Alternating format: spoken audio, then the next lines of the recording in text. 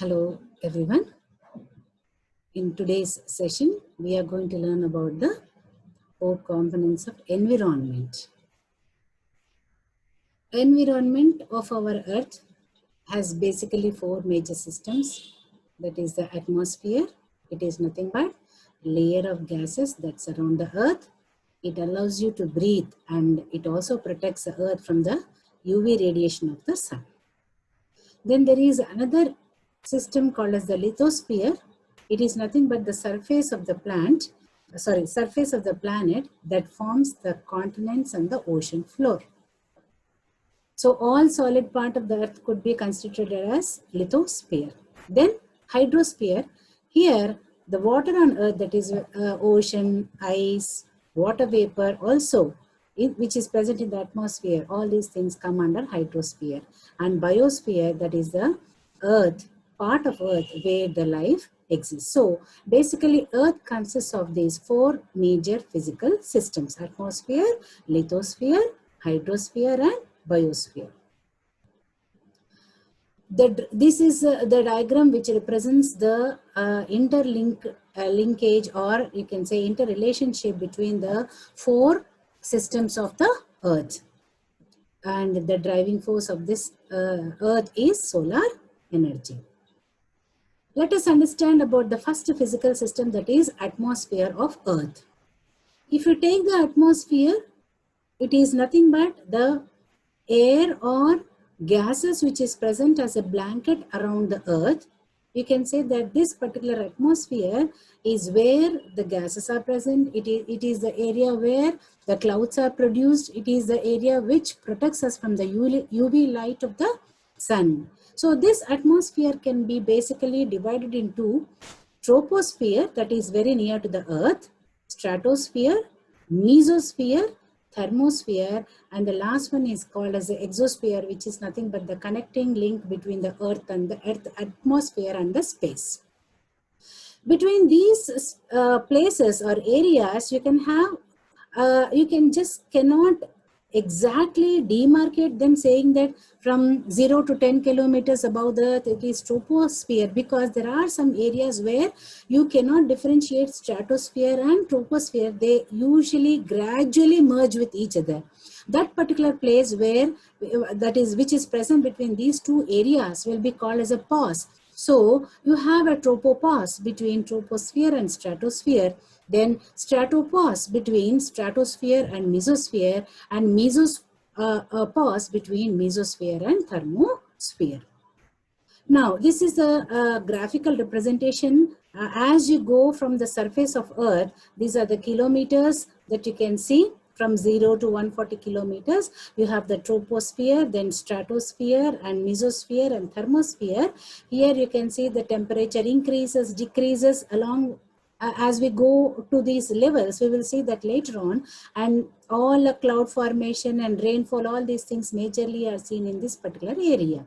So these are the, you can say these are the demarcations of different areas present in the atmosphere as we go from the surface of the earth. And in between two areas, troposphere and stratospheres, you will be finding an area which is a gradual merging of these 2 things, or these 2 areas, called as a pause. Just like what I have explained in the previous, while explaining the previous slide, you have a tropopause, stratopause and mesopause. Let us understand the first layer of the earth atmosphere, that is the troposphere. It is the lowest layer and it is the thinnest layer. It is 16 kilometers, that means dense or high at equator, and 8 kilometers at the poles. And 90% of the Earth's atmosphere's mass is present in this particular troposphere only. Here, as we go up, that is as the altitude increases, temperature decreases. How much does it decrease? Per every kilometer, 6 degrees centigrade decrease of temperature is seen. And as we go to the top of the troposphere, minus 50 degrees centigrade temperature will be seen at the top of it.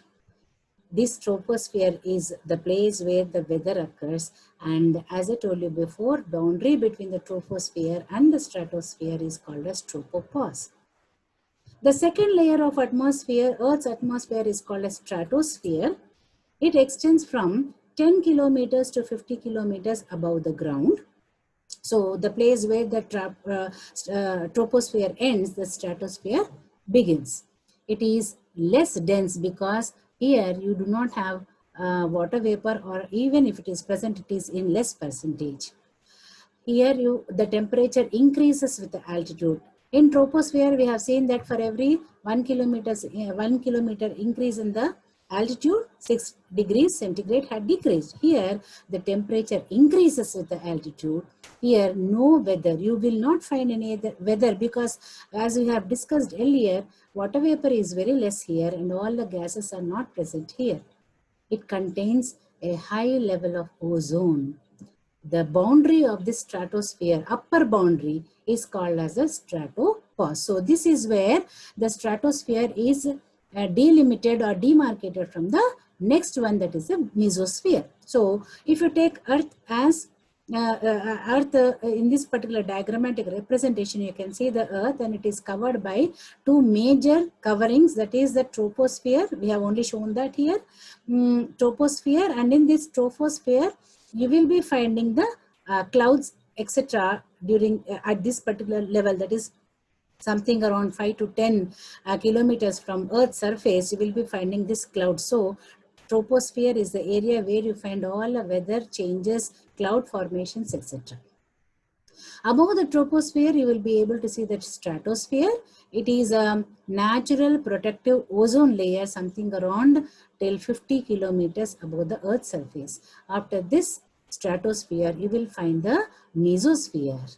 Okay, now this mesosphere, it extends almost to 80 kilometers high into the atmosphere. Here, gases are lesser, or you can say less dense than the stratosphere, and then temperature decreases as the altitude increases. Here also we have gases which are in very less dense structure, but they are able to absorb very little UV radiation. So you can say that it is the stratosphere which is protecting us from the UV light. It is neither the mesosphere nor the exosphere. Okay, the next level of atmosphere is thermosphere. Above mesosphere, you will find the thermosphere. It extends to almost 600 kilometers high. So till 80 kilometers, you have seen the mesosphere. After mesosphere, you will be finding the thermosphere, and the place in between these two is called as the mesopause. Now here, the temperature increases with the altitude, and it readily absorbs solar radiation. So you see that stratosphere and thermosphere are the two areas where solar radiation is absorbed, and temperature here can go as high as 1500 degrees centigrade. And this is the area which reflects radio waves. Last area is called as the exosphere. This is the interface between Earth and the space. Here, atoms and molecules which are present here can easily go into the space. They can escape into the space. So this is the last area, or last portion of atmosphere which separates Earth from the space. So you have seen that in atmosphere there are 5 different layers. Troposphere, which is very near to the Earth. It is having clouds and weather. Then it is also having temperature which is decreasing along with the increase of altitude. Then you have the stratosphere from 10 kilometers to 50 kilometers above Earth, and here this layer contains ozone that absorbs much of the sun's ultraviolet radiation. Then comes mesosphere. Here the temperature is dropping along with the altitude, and just like the troposphere, here also the temperature drops along with the altitude, and the coldest part of the atmosphere is mesosphere. Then comes a thermosphere. Here the temperature increases with the increase in the altitude, this also is an area where solar radiation is absorbed maximum, because of which the temperatures can get up to 15 degrees centigrade or higher. The last area is the last layer of this atmosphere is exosphere. It is difficult to tell where it stops and the space begins, and very few atoms in this layer of atmosphere, even if they are present, they can very easily escape into the outer space. So this is about the first system of environment or earth, that is the atmosphere, which is a gaseous blanket or layer of gas blanket around the surface of the earth. Now next comes lithosphere. This is nothing but the solid earth, that is the solid portion of the earth. The solid earth lies beneath the atmosphere, that is the upper portions of the earth or very deep portions of the earth, oceans, sorry, and the oceans, it is a solid earth which lies beneath the atmosphere and oceans, and it composes almost 29% of the total earth's surface. It has different layers, distinct layers called as crust. It is nothing but the outermost layer. It could be continental crust or it could be oceanic crust. Continental crust is thicker, whereas oceanic crust is thinner. And then you can see that oceanic the crust is dense and also it is darker in color, whereas continental crust is lighter in weight, less dense and light in color, and it tends to float over oceanic crust. This below this crust you will see the mantle. This houses or this has molten rock material called as magma. So the lithosphere or solid earth can be divided into crust, then the mantle, then the core. Core could be divided into two major areas, just like crust is divided into oceanic crust and continental crust, depending upon the place where they are seen. This core is also divided into outer core and inner core. Outer core is composed of liquid iron and nickel, and it is having very dense material, whereas the inner core is having, or it is made up of solid iron and nickel. Outer core is liquid iron and nickel, and inner core is solid iron and nickel, and it is also very extremely dense, denser than outer core. So you will see crust, mantle and core. Crust, oceanic crust and continental crust, then mantle and core, outer core and inner core in the lithosphere.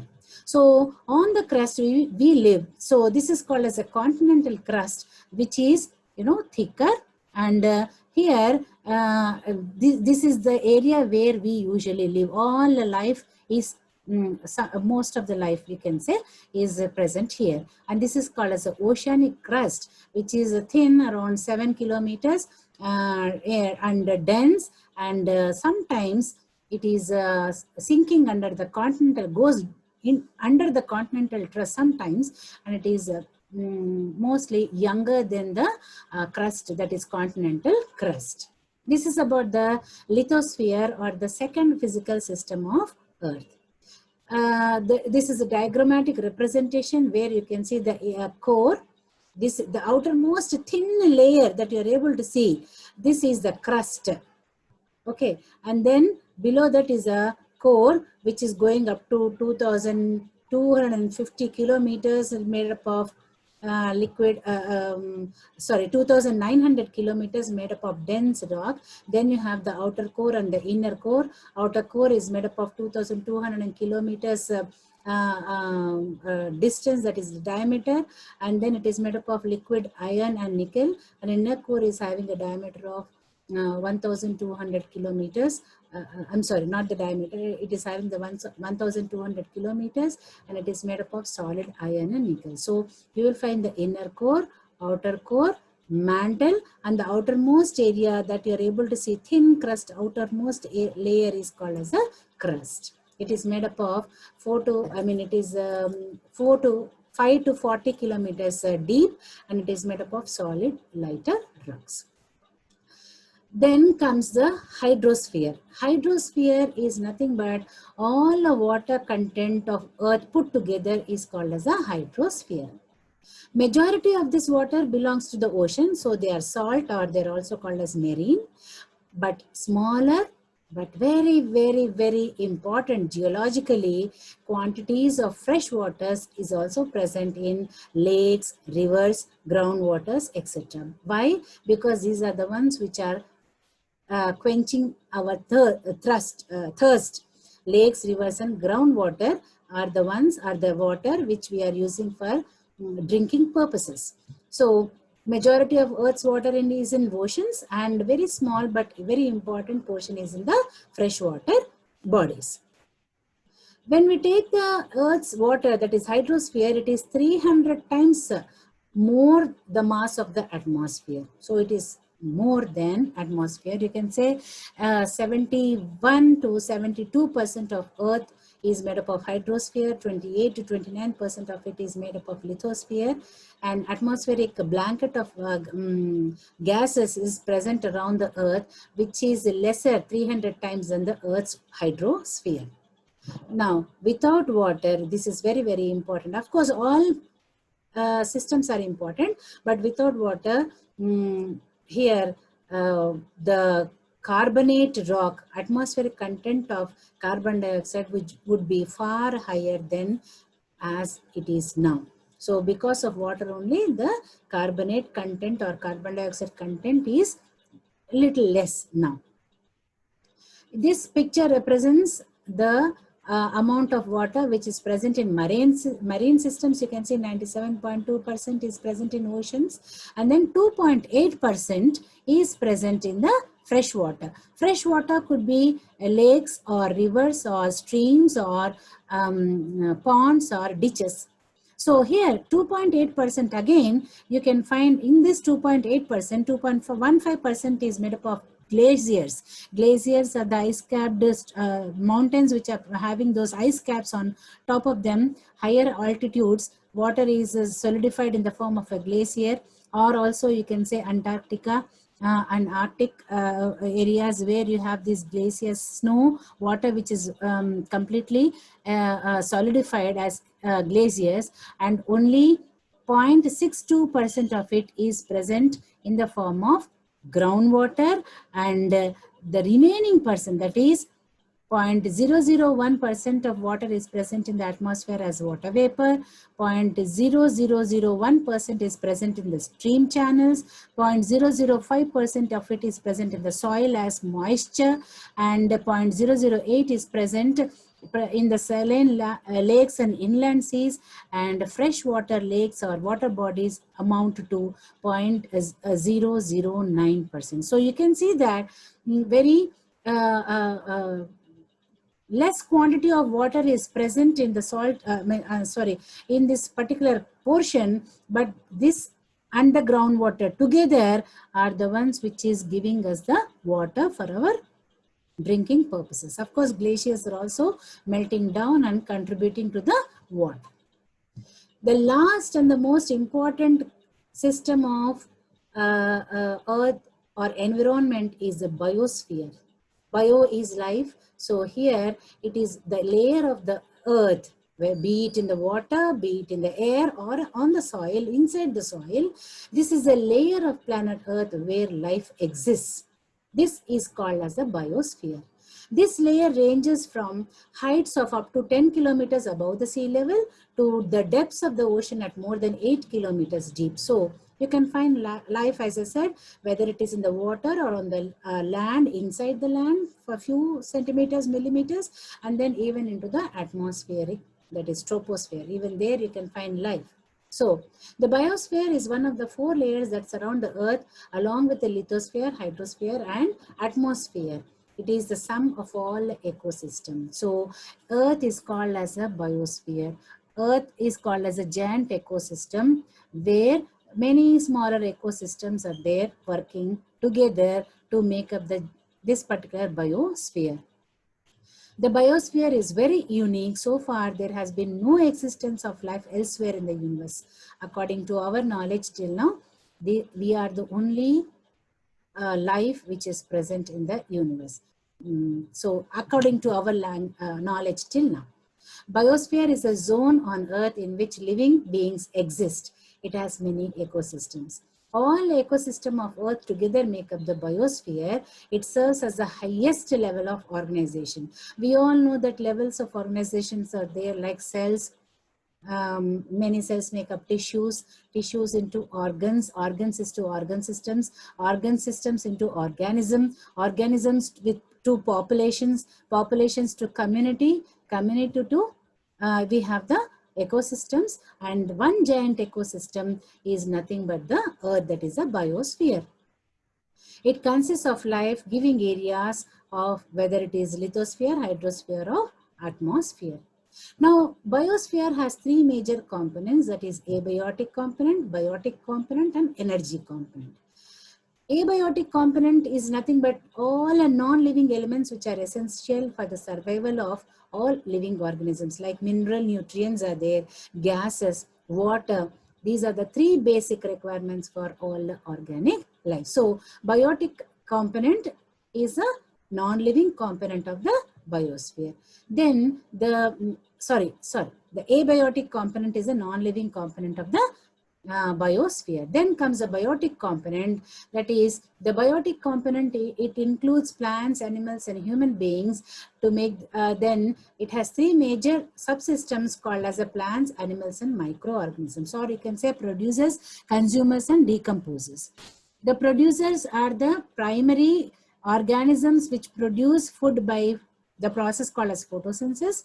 That's why they are called as autotrophs. And then there are the consumers, which are nothing but the animals, either herbivores or carnivores. They cannot make their own food material. They depend upon plants for their source. So they are called as a heterotrophs, and they use and transform the organic matter from plants into food and energy. Later on, when these plants and animals die, their bodies are decomposed by the microorganisms called as the decomposers or the detritivores. Third important component of biosphere is the energy. The source of all, this energy is a vital component because it is essential for reproduction and generation of all biological life on Earth. So, to summarize, we have learned about the four major systems of environment, that is the hydrosphere, lithosphere, atmosphere, and the biosphere. These four systems interact with each other to give a stable ecosystem like the Earth. Thank you.